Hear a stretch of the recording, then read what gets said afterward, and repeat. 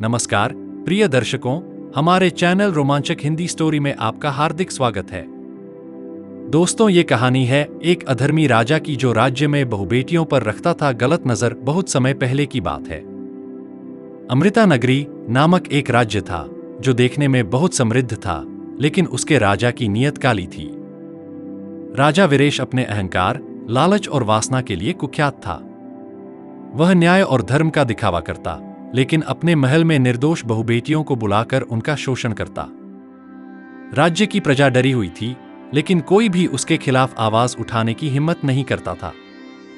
राजा का यह अत्याचार लंबे समय तक चलता रहा, जब तक कि एक दिन राज्य में एक रहस्यमयी संत का आगमन नहीं हुआ।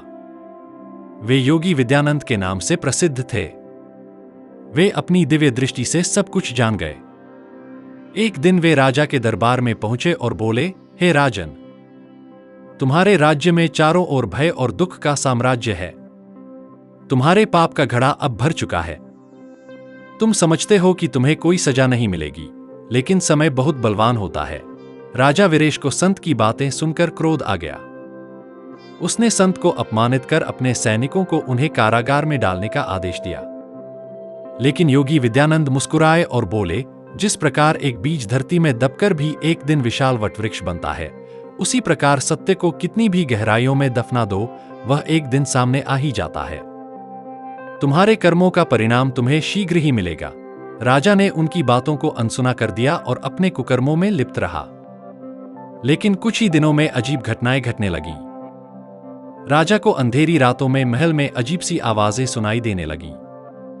जब भी वह सोने जाता, उसे अपने महल में बंद उन निर्दोष स्त्रियों की करुण पुकारें सुनाई देती, जिन्हें उसने धोखे से अपने महल में बुलाया था। धीरे धीरे राजा की सेहत गिरने लगी। उसे सपनों में भयंकर आकृतियां दिखने लगीं, जो उसे चेतावनी देती। उसकी बुद्धि भ्रष्ट हो गई। वह पागलों जैसा व्यवहार करने लगा। राज्य के लोगों ने देखा कि जो राजा अपने अहंकार में चूर था, अब वह खुद को आईने में भी देखने से डरने लगा। फिर एक रात, जब राजा अपने सिंहासन पर बैठा था, अचानक पूरे महल में तेज आंधी चली। महल के बड़े बड़े दरवाजे अपने आप खुल गए। चारों ओर अंधकार छा गया और महल की दीवारों से सिसकियों की आवाजें आने लगीं।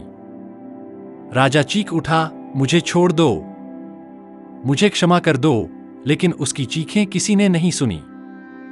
अचानक एक दिव्य प्रकाश प्रकट हुआ। उसमें योगी विद्यानंद प्रकट हुए।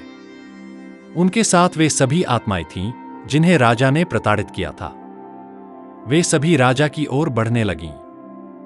राजा भयभीत होकर सिंहासन से गिर पड़ा। उसकी आंखों के सामने अतीत की सारी घटनाएं घूमने लगीं। उसने चीखकर प्रायश्चित करना चाहा, लेकिन बहुत देर हो चुकी थी। अगली सुबह जब सैनिकों ने राजा के कक्ष का दरवाजा खोला, तो देखा कि राजा मृत पड़ा था। उसकी आंखें फटी हुई थीं और चेहरे पर भय की छाप थी। राज्य के लोगों ने राहत की सांस ली।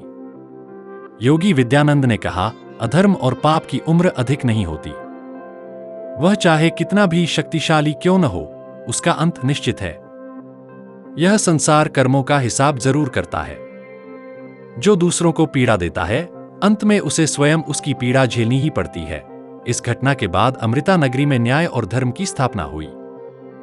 प्रजा ने मिलकर एक न्यायप्रिय राजा को गद्दी पर बैठाया और योगी विद्यानंद को आदरपूर्वक सम्मानित किया। सीख, यह कहानी हमें सिखाती है कि अधर्म और अन्याय करने वाले को देरस बेर अपने कर्मों का फल अवश्य भोगना पड़ता है। सत्य को चाहे जितना भी दबाने की कोशिश की जाए, वह एक दिन प्रकट होकर अन्याय का अंत कर देता है। प्रिय दर्शकों, यदि यह कहानी आपके दिल को छू गई, आपको प्रेरित किया, तो इसे लाइक करें, अपने प्रियजनों के साथ साझा करें और हमारे चैनल को सब्सक्राइब करना न भूलें। धन्यवाद।